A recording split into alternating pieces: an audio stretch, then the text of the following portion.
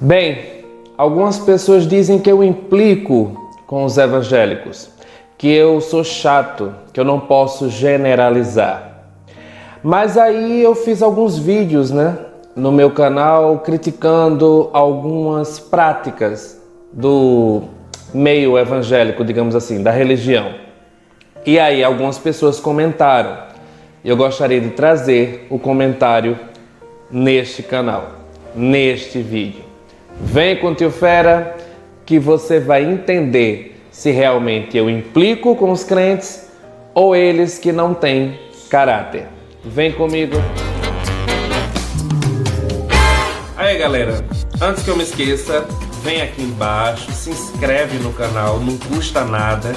Dá um like, compartilha, assim você ajuda o canal do Tio Fera a crescer. Bem, como eu falei, eu sempre fiz alguns vídeos criticando a religião evangélica, até porque eu sofri muito dentro dela. Mas parece que não foi só eu. E eu queria trazer alguns comentários aqui nesse canal. Primeiro, um comentário escrito por uma pessoa que aparentemente é um inscrito no canal. É uma pessoa que acompanha os meus vídeos e que também passou pela mesma coisa.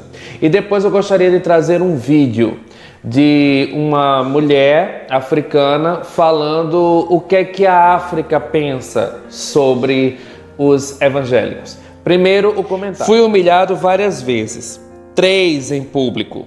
Lembro-me bem quando Deus abriu uma porta de emprego e eu tive que ouvir alguns crentes dessa igreja dizendo que eu estava num emprego de pobre. Sai de lá, rapaz, aquilo não é emprego para você, diziam alguns. Eu tenho que ouvir chacotas de alguns crentes e do tal pastor dizendo que eu não tinha onde cair morto. E eu não deveria ter nada como uma jovem que queria namorar comigo na época. Lembro-me que saí de lá arrebentado emocionalmente. Tive crises de ansiedade que resultaram numa claustrofobia horrorosa. Ainda mais que como eu era pregador na época, pregava de uma forma profunda, sem querer e sem a soberba. Acabava chamando a atenção do pessoal para mim do que para o pastor, coisa que resultou numa inveja do tal pastor e por conseguinte em maldade da qual fui alvo.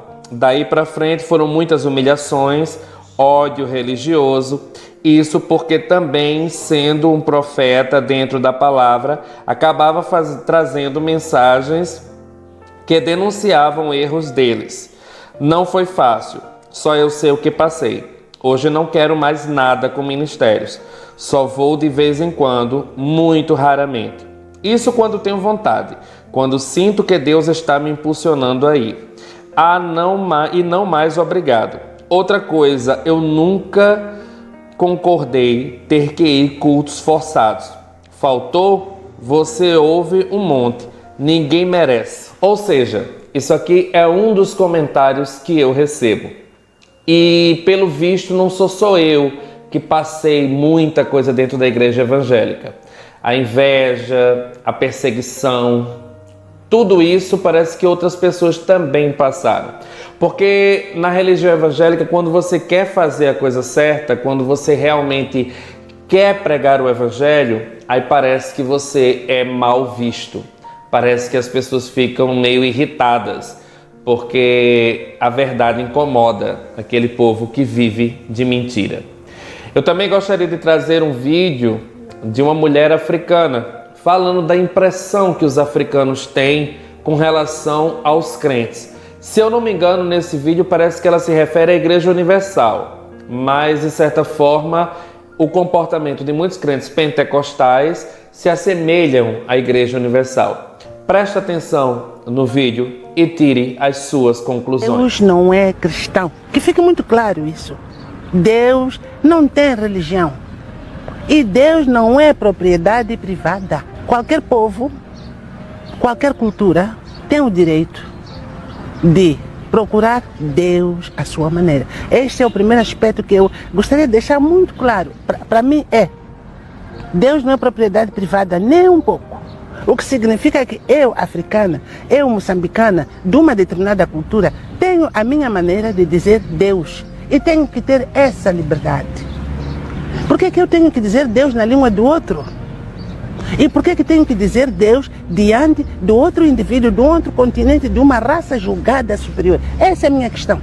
Então, vêm para aqui e acham que todos têm que ser da igreja deles. E incomodam, e incomodam. E por não querer admitir que existem outras maneiras de ser. Bem, o que vemos é que os crentes têm uma mania horrorosa e até racista de simplesmente invadirem uma outra cultura, como a cultura africana, e impuserem, no caso, eles vão impor a religião deles aos africanos, fazendo com que os africanos deixem de ter a sua própria cultura para se adaptarem a uma cultura totalmente europeia, porque os evangélicos se comportam de forma como os europeus, tanto na forma de se vestir quanto em outras formas. Sendo que Jesus era judeu, não entendo por que os evangélicos têm que se comportar dessa forma europeia. Quando eu falo europeia, que, por exemplo, o terno e a gravata, eu já falei em outro vídeo sobre isso, mas é verdade. O terno e a gravata é uma vestimenta dos europeus e não dos judeus. Então não sei por que os crentes têm que estar obrigando as pessoas a usarem uma vestimenta que não tem nada a ver com Jesus. E aí tem outras coisas também, né? Os africanos não podem adorar a Deus da forma deles. Os africanos têm que adorar a Deus da forma que os crentes acham que têm que adorar a Deus. Sendo que na Bíblia uma mulher procurou Jesus e perguntou: onde devemos adorar a Deus? Aqui, lá embaixo, no monte. E aí Jesus disse que aonde a pessoa quiser adorar a Deus, ela vai adorar. Deus procura verdadeiros adoradores, pessoas que o adorem em verdade e em espírito, e não pessoas que o adorem de uma forma engessada, digamos assim. Deu para entender? Deus não busca pessoas que falam bonito, eloquente, que tem uma palavra bacana, que se expressa bem. Deus procura sinceridade, verdade. Pessoas que são autênticas, que falam as verdades para Deus. Pessoas que simplesmente chegam para Deus e falam: eu não estou afim de ir para a igreja hoje. Ou pessoas que chegam para Deus e falam: eu não estou afim de ler a Bíblia agora. Porque Deus sabe que são verdadeiras. As pessoas não estão fingindo ser o que não são. Já ao contrário da religião, que impõe que você tenha que fingir ser o que você não é para ser aceito por Deus. Mas aí fica aquela questão: que Deus é esse que precisa impor coisas para as pessoas para que elas sejam aceitas? O Deus da Bíblia já fala o contrário. Deus da Bíblia diz: vinde a mim como estáis, cansados e sobrecarregados, que eu vos aliviarei. Ou seja, Deus também fala que o querer, o efetuar é dele. Então tudo gera uma ideia, tudo parte de uma ideia que Deus não exige muitas coisas da gente. Basta a gente ser honestos e sinceros com ele.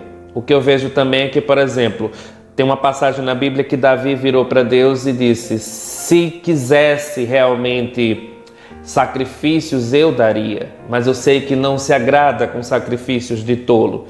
O que é isso? É que não adianta você sacrificar muita coisa assim para Deus se o teu coração não estiver entregue a Ele. Se você não realmente o adorar em verdade, em espírito, não adianta.